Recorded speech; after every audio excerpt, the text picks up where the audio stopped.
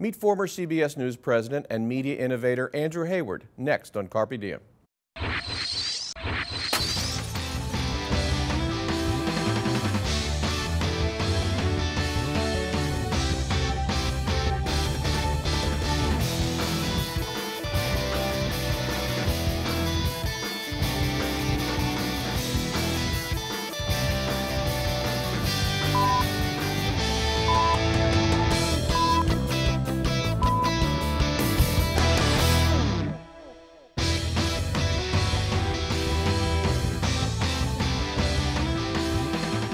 Hello, I'm Merrill Brown, Director of the School of Communication and Media at Montclair State University.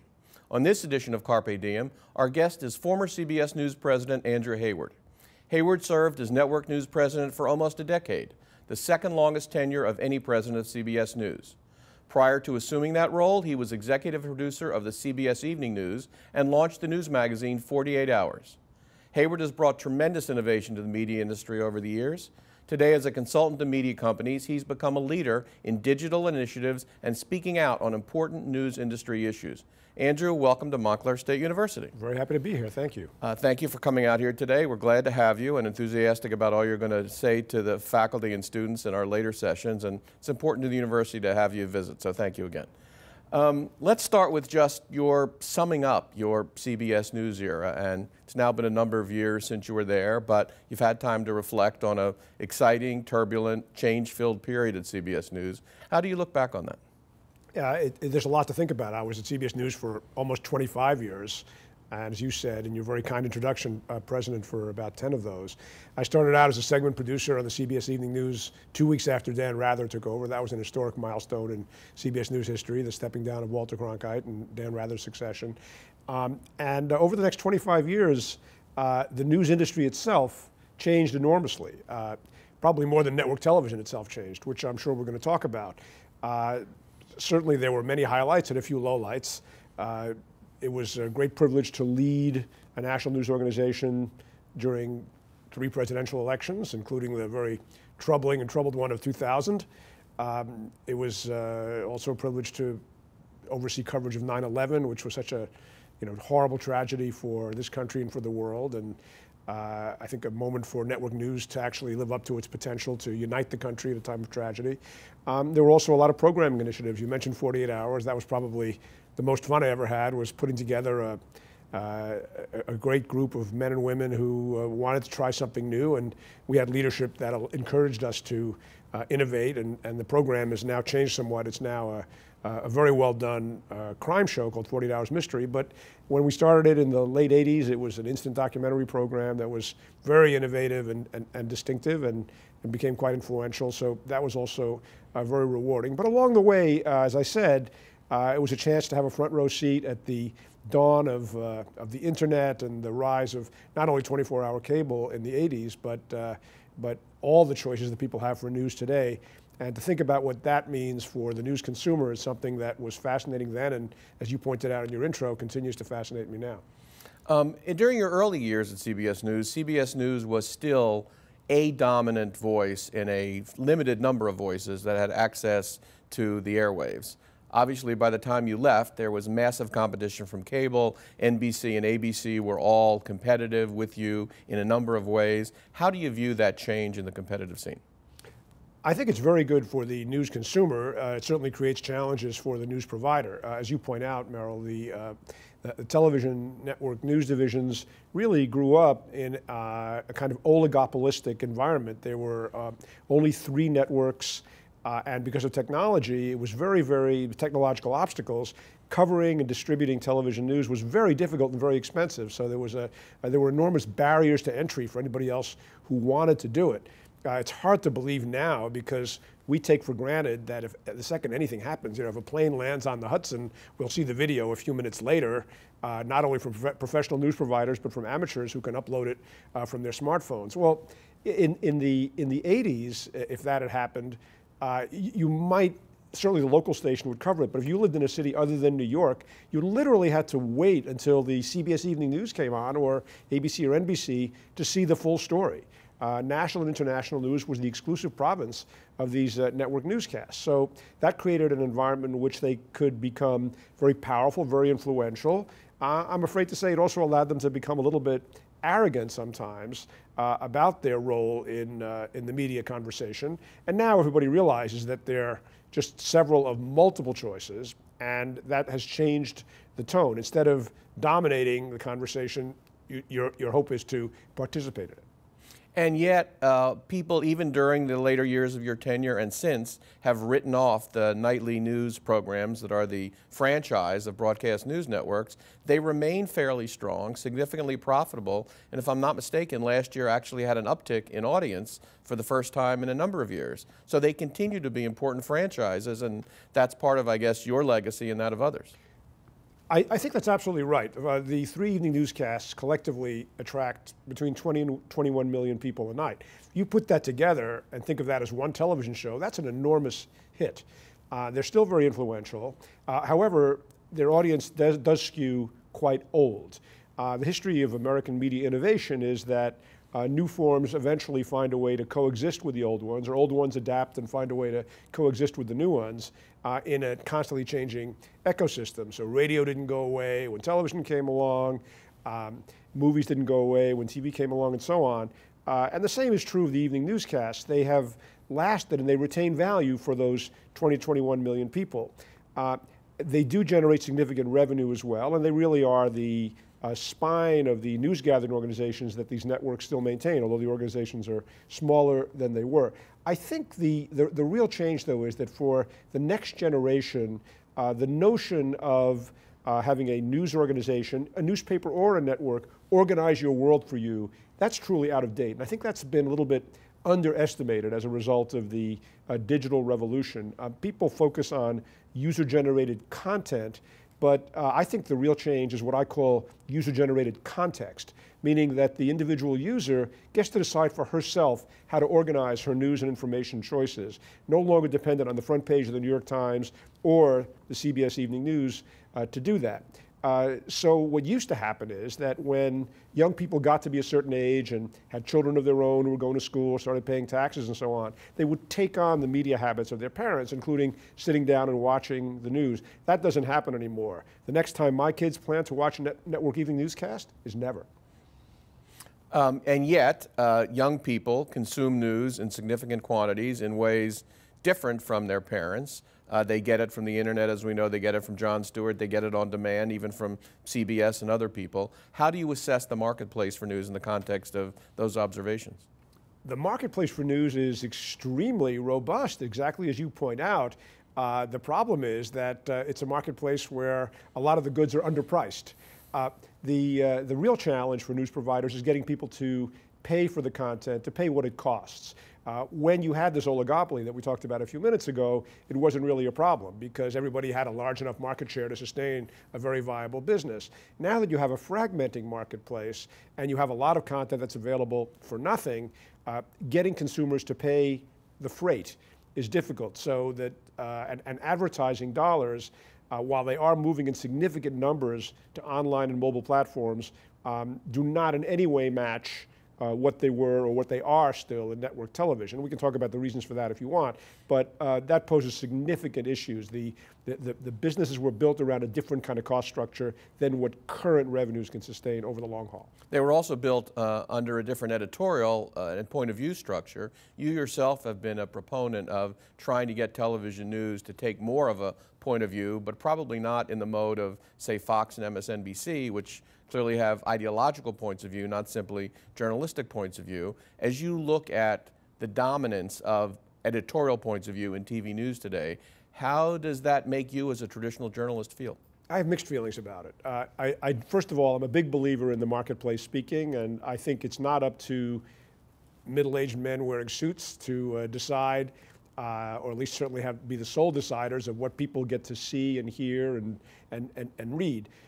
So I think that there's obviously a market for strong opinion on television. In fact, news arguably is migrating not only to cable, but migrating towards point of view, which, by the way, is much more consistent with the history of American journalism. This notion of the objective, journalist, who doesn't reveal in any way what he or she thinks about issues is relatively new. It's really a post-World War II phenomenon, and we're now arguably going back to what really is what has been more consistently the history of journalism in this country. I think it's disturbing to this in the sense that our democracy is founded on a town meeting model where citizens are supposed to reach rough consensus based on a common set of facts. If everybody is allowed to cocoon themselves in a kind of echo chamber that just plays back their own biases and preconceptions, and really if everybody's underexposed to facts that contradict those points of view, that is not good for the democracy, and it makes me concerned as a citizen. At the same time, as I said, the marketplace gets to speak. You can't suddenly legislate away opinion-driven news organizations. You have to make people care about news that is reported without fear or favor or ideological bias, and make that viable in people's lives. And you have to make them understand the difference. Or not make them, you can't make them. You have to encourage them to understand the difference and to actually be able to sort out what is believable and why. When you sit down at 9 o'clock at night and want to watch television news, and you see that your fundamental choices are Sean Hannity, Rachel Maddow, and Piers Morgan, how does that make you feel as both a consumer and a television journalist? Great chance to catch episode 2 of Showtime on Homeland. I mean, of Homeland on Showtime, I should say. I don't think that, so for me, again, I'm a traditional news consumer as well as news executive. I don't have a viable choice there at 9 o'clock. There's not something that I would really gravitate to. But again, what's interesting, you raise the evening news issues. People say, well, the evening news, the problem is it's on too early for me. I'm not home at 6:30. Yeah, no one's home at 6:30, but at least 2 of the 3 are streamed online, and you could sit down and watch them very easily. Or, of course, many people have DVRs and could time shift them, and that isn't really happening. So if I really wanted to sit down and watch a newscast at 9 o'clock, I could either stream or DVR a network evening newscast. I think the real issue is that, like you, by 9 o'clock, I'm very familiar with the news of the day. I've been consuming it while doing other things all day long. So I don't feel a need to tune into a newscast. And that, of course, is another reason why opinion becomes very appealing, because if you know the news already, there's got to be something else that a news organization adds. It's interesting to see that CNN, which is a terrific news organization, is struggling a little bit right now in prime time for this reason. The value proposition of CNN has been, we cover the news, we actually don't skew right or left. But the middle isn't that interesting at 9 o'clock or 10 o'clock at night, at least to a lot of viewers who prefer to have some piquancy in the sauce. Let's come back to CBS for just a couple of minutes. You helped develop the career of their current anchor, Scott Pelley, who seems to have stabilized that time period for CBS. How do you assess where Pelley, that program, and CBS is in the news discussion today? I actually think that Pelley and his producer, Pat Shevlin, are doing a terrific job. It is quite a traditional program, and I say that as a compliment.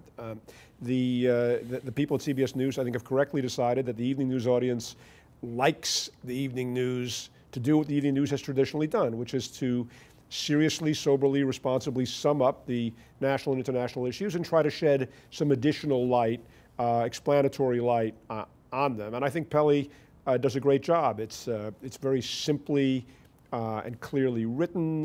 The layout is very logical. The graphics are clean. The story selection is good. And I say this not as a homer, rooting for my alma mater, because I think the other evening newscasts are good as well. But what you are seeing is a good thing in the market, which is some differentiation where you do have, somewhat different flavor when you're choosing among Diane Sawyer, Brian Williams, and Scott Pelley. And I think that Scott Pelley, is very much, and he would say the same thing, I think, very much in keeping with the CBS News tradition. They even have borrowed some of Walter Cronkite's graphic elements. If you look, you'll see some Cronkite-like elements in the animation. So they're very consciously part of a timeline, a consistent CBS News timeline, and I think they're doing well. They're not trying to be anything other than a really solid, informative, well-reported summary of the day's news, and I think that's working, and that, as you say, Merrill, they have stabilized what had been a difficult period for CBS News when there was more experimentation going on. That said, the genre over the last really probably 20 years now, in total has been declining, as you pointed out in one of your questions earlier. So while you're right, it's now somewhat stable in total viewers. There's a continuing decline in younger viewers, and over time, very slowly, I think you're going to see an erosion in the size of the evening news audience for the reason that we said, that the next generation is not going to feel that it needs that kind of summary, which means that news organizations like CBS News and its competitors are increasingly looking for other ways to reach viewers and online users. We touched on all that you accomplished and all that you lived through at CBS News during the rather transitions in building the career of Scott Pelley and nurturing the 16... By the way, don't give me too much credit for building the career of Scott Pelley. I was a big supporter of Scott Pelley, but Scott Pelley built his own career. He's a very talented news person. He deserves everything he's got, and I certainly, I wish him well, but I wish I could take credit for his success. Certainly nurturing and even accelerating the growth of 60 Minutes, but you found yourself in the headlines more than at any other point in your CBS News career around the story about President George W. Bush's military service. Tell us about that saga and how it impacted your life and career. And I didn't realize this was a 5-hour program here at Montclair State, but no, I'll be happy to, only because it's something that enough time has elapsed, I can be pretty objective about it. I said there were lowlights, and this certainly was one, not just for me, but for everybody involved. This, for those who don't remember, this was a very controversial story that aired in 2004 on 60 Minutes 2 about, as you say, President Bush's National Guard service around the time of the Vietnam War.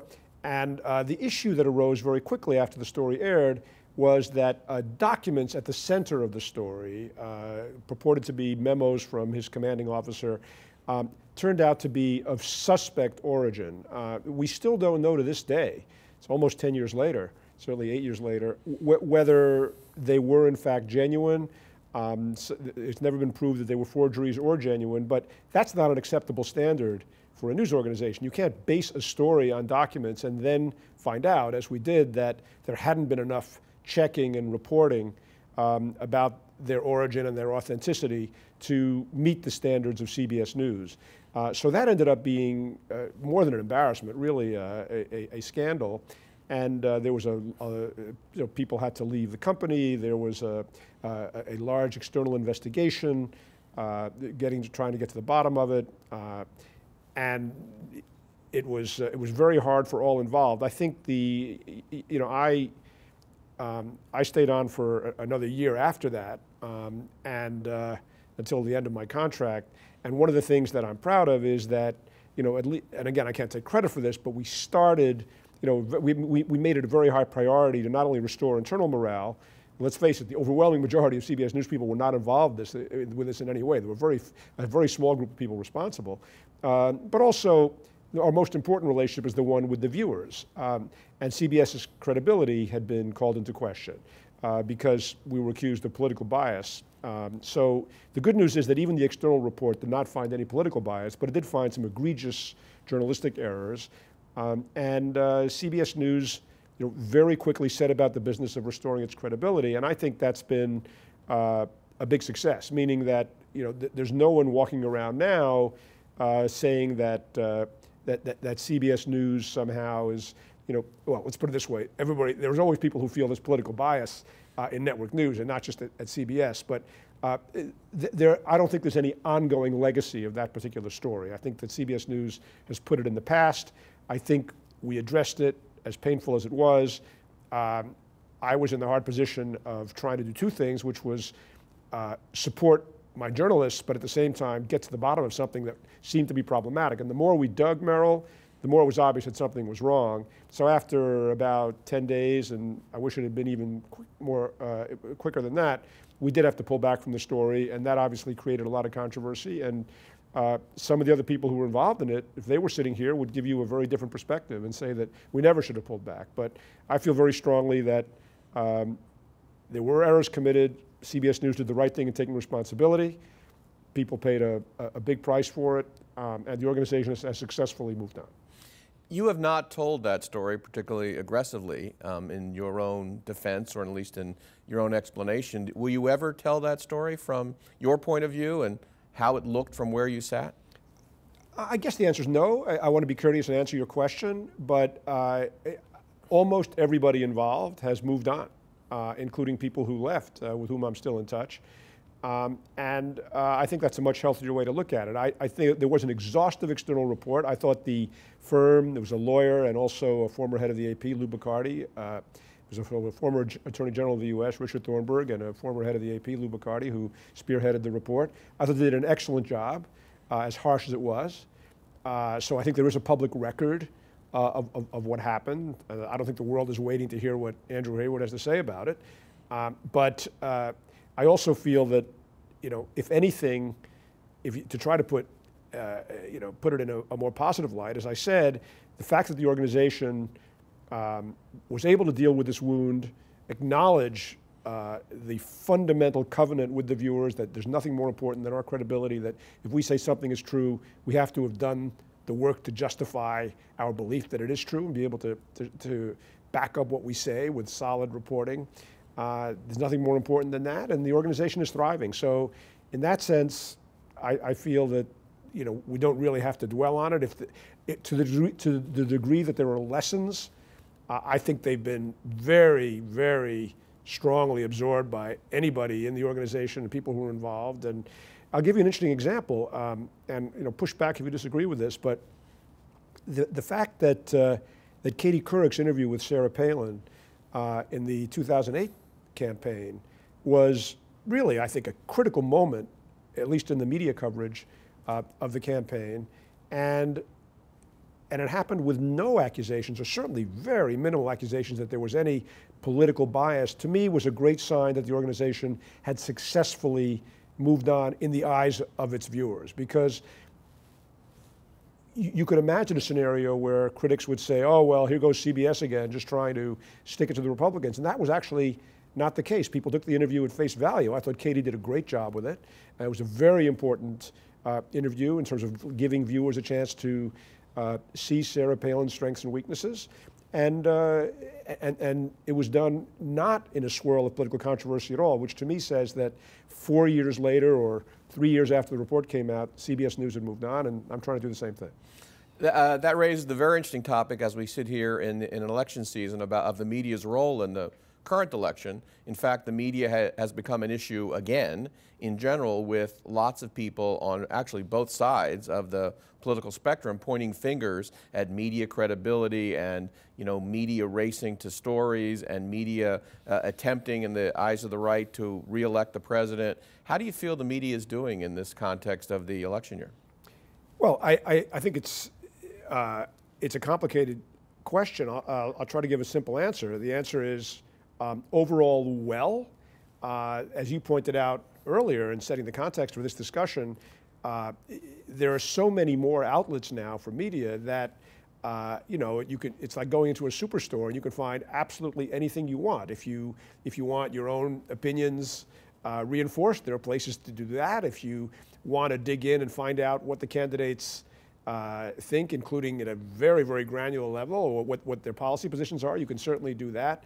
So the information that's available to consumers is just unprecedented in our lifetimes. And yet, in the context of traditional media, credibility has never been lower. How do you square that? That's a great question, and I wonder, I don't have a glib answer to it. I think it is because, well, a couple of things. One, to the degree that news media has become more pointed and more point of view oriented, that is irritating to people who don't agree with that point of view, and they see that as less credible than what they'd like to see. But of course, they might see media that agrees with them as more credible. But certainly, that I think is one factor. A second is that the whole national dialogue around politics has become, I hate to say it, dumbed down. And I think, unfortunately, television has a role in that. Television lends itself better to short, pithy statements. We have the luxury of sitting here for 28 minutes and 20 seconds. But most times when politicians talk, they know that they're going to be at the mercy of an editor who's going to end up, cutting something that's 7 to 11 seconds long. And so that's going to emphasize slogans, that's going to emphasize oversimplifications. And viewers are smart, and they know that what they're seeing under, even though it's called news, is something a little bit more like sloganeering and advertising. Now that's the content, it's not what the reporters are doing, but I think to some degree the credibility of the news media comes from a kind of degeneration in the political dialogue. And finally, commercial news media are under enormous pressure to maintain or grow, if they can, circulation.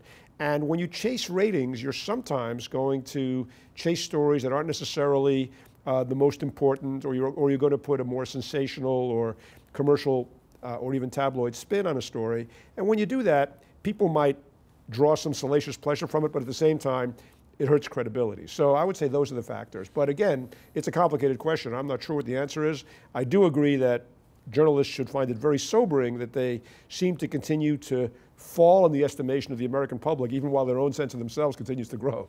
But don't you feel like at some level the media is not fulfilling its responsibility during the campaign to really delve into the issues? I mean, you and I can go to the websites of the major candidates and get fairly deep position papers on just about anything. I actually don't think that there's a shortage of information, and when you say you and I can go, so can anybody else. So it's not, it's not a privilege reserved for us. This information is available, in-depth information for people who want it. And I actually think if you look at what major national newspapers are doing, and certainly what the networks have done, there's a lot of reporting on issues. That said, your point is excellent. The cacophony drowns it out. What would your advice be to students in a media school who are thinking about how they should focus their career intentions? I think it's an enormously exciting time. I think the students should take the name of this program and make it their slogan, which is Carpe Diem, seize the day. You have an absolute flowering of opportunity as long as people are willing to think hard about all the different forms of reporting and storytelling and distribution that exist. The barriers to entry for journalists have fallen. Anybody can create content, anybody can distribute content. We could start a website today, and if it was good, it could be disseminated all over the world and become popular and influential. Although we'd be unlikely to get rich. We'd be unlikely to get rich. So I think that I wouldn't say that it's as obvious a career path as it is obvious. There are, instead of one road up the mountain, there are many twisty roads up the mountain, and you have to bring your machete with you and cut some underbrush out of the way. But I think the students here, I would encourage them to really learn how to use all the different forms of media that are available and figure out how to integrate them into a new form of storytelling. Invent the next 60 minutes. It hasn't been done yet. Andrew, thanks for joining us today at Carpe Diem, and thank you for watching. If you'd like information on this or any edition of Carpe Diem, write us at carpediem@mail.montclair.edu or call us at 973-655-5158. I'm Merrill Brown. For all of us at the School of Communication and Media at Montclair State University, thanks for watching Carpe Diem.